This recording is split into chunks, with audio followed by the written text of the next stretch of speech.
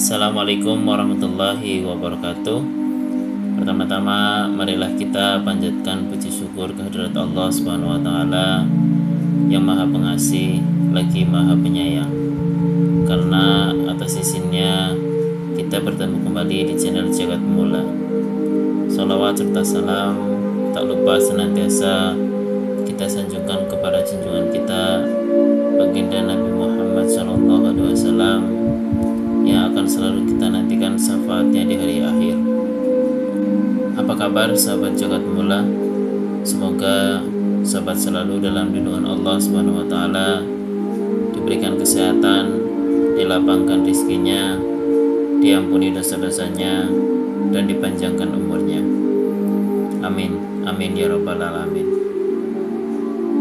Sakit kepala adalah salah satu masalah kesehatan yang umum terjadi pada siapa saja, baik tua maupun muda.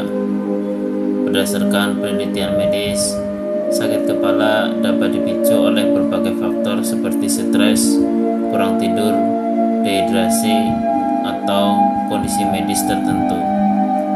Namun, dalam perspektif Islam, kondisi fisik dan mental manusia tidak hanya dipengaruhi oleh faktor biologis dan lingkungan, tetapi juga faktor spiritual dan perilaku. Ajaran Islam menekankan pentingnya menjaga kesehatan sebagai bagian dari ibadah kepada Allah Subhanahu wa taala. Dosa-dosa tertentu dapat menjadi penyebab terganggunya keseimbangan jiwa dan raga, yang akhirnya memicu masalah kesehatan seperti sakit kepala. Oleh karena itu, berikut adalah 10 dosa yang menurut pandangan Islam dapat menyebabkan sakit kepala. Yang pertama, mengabaikan sholat. Sholat adalah tiang agama dan sarana komunikasi antara hamba dan Allah Subhanahu wa taala. Sholat tidak hanya berdimensi spiritual, tetapi juga melibatkan gerakan fisik yang dapat membantu mengurangi stres. Ketika seseorang meninggalkan sholat, ia kehilangan rutinitas ibadah yang membantu menenangkan jiwa. Akibatnya, tekanan mental meningkat dan risiko sakit kepala pun bertambah. Dirikanlah sholat untuk mengingatku. Quran Surat At-Toha ayat 14. Sholat dengan khusyuk dapat mengurangi hormon stres dalam tubuh, sementara meninggalkannya justru bisa menambah beban pikiran dan fisik. Yang kedua, durhaka kepada orang tua. Berbuat baik kepada orang tua adalah kewajiban setiap muslim. Ketika seseorang bersikap durhaka, konflik batin dan penyesalan yang muncul dapat menciptakan tekanan mental dan emosional. Ketegangan ini seringkali menimbulkan stres, depresi, dan sakit kepala. Dan rendahkanlah dirimu terhadap mereka dengan penuh kasih sayang. Quran Surat Al-Isra ayat 24. Keharmonisan dengan orang tua membawa kedamaian jiwa yang berdampak positif bagi kesehatan fisik. Yang ketiga, berbohong. Berbohong menciptakan beban mental yang berat. Seseorang yang berbohong harus konsisten menjaga kebohongannya dan cemas jika kebohongannya terbongkar. Tekanan ini menimbulkan tegangan otot leher dan kepala yang berujung pada sakit kepala. Berbohong juga merusak hubungan sosial dan menambah beban emosional yang berdampak negatif pada kesehatan mental dan fisik. Yang keempat, ghibah atau menggunjing. Ghibah atau menggunjing dapat menciptakan lingkungan sosial yang negatif dan penuh ketidaknyamanan. Ketika seseorang sering berpartisipasi dalam ghibah, ia berpotensi menambah beban mentalnya sendiri. Stres akibat interaksi sosial yang tidak sehat ini dapat memicu sakit kepala. Janganlah sebagian kamu menggunjing sebagian yang lain. Quran Surat Al-Hujurat ayat 12. Yang kelima, melanggar janji. Ketika seseorang melanggar janji, rasa bersalah dan penyesalan muncul. Emosi negatif seperti ini memicu ketegangan mental dan fisik yang dapat berujung pada sakit kepala. Kekecewaan dari pihak lain juga bisa menambah tekanan emosional. Dan penuhilah janji. Sesungguhnya janji itu pasti diminta pertanggungjawabannya.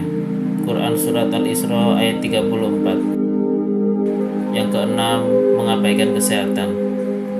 Islam mengajarkan bahwa menjaga kesehatan adalah bagian dari ibadah.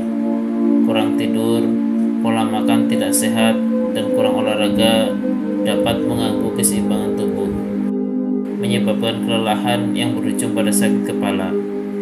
Mengabaikan kesehatan fisik juga bisa mempengaruhi kondisi spiritual, sehingga seseorang merasa malas beribadah. Yang ketujuh, memiliki pikiran negatif. Pikiran negatif meningkatkan hormon stres dalam tubuh seperti kortisol. Siklus berpikir negatif menciptakan ketegangan mental yang memicu sakit kepala. Dalam Islam, kita diajarkan untuk selalu berbaik sangka, husnuzon atau optimis. Sesungguhnya aku sesuai dengan prasangka hambaku kepadaku. Hadis riwayat Bukhari dan Muslim. Yang kedelapan, menyimpan dendam. Dendam menciptakan energi negatif dan suasana batin yang penuh dengan tekanan. Ketegangan ini dapat menyebabkan stres kronis yang berdampak pada kesehatan fisik, termasuk sakit kepala. Melepaskan dendam dan memaafkan tidak hanya menyehatkan mental, tetapi juga fisik. Maka maafkanlah mereka dan mohonkanlah ampun untuk mereka. Quran Surat Ali Imran ayat 159. Yang kesembilan, terlalu sibuk dengan urusan duniawi. Ketidakseimbangan antara urusan dunia dan spiritual dapat meningkatkan tingkat stres. Ketika seseorang terlalu sibuk mengejar dunia tanpa melibatkan ibadah, ia mudah merasa tertekan dan dapat memicu sakit kepala. Menemukan waktu untuk beribadah dan merenung membantu menjaga keseimbangan emosional dan spiritual. Dan yang ke-10, mengabaikan hubungan sosial. Menjaga silaturahmi sangat dianjurkan dalam Islam. Mengabaikan hubungan sosial dapat menyebabkan kesepian dan tekanan emosional yang berdampak buruk bagi kesehatan mental dan fisik. Barang siapa yang ingin diluaskan rezekinya dan dipanjangkan umurnya, hendaklah ia menyambung silaturahmi. Hadis riwayat Bukhari dan Muslim.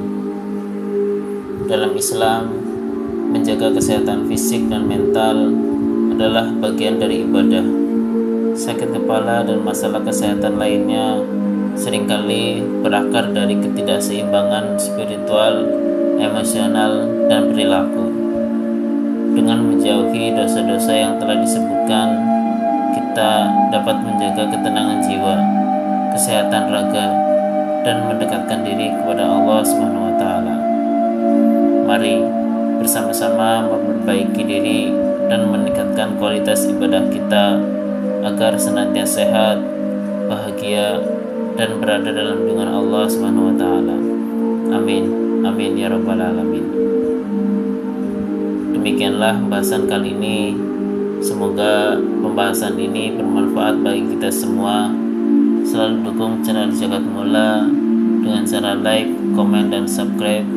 Terima kasih. Wassalamualaikum warahmatullahi wabarakatuh.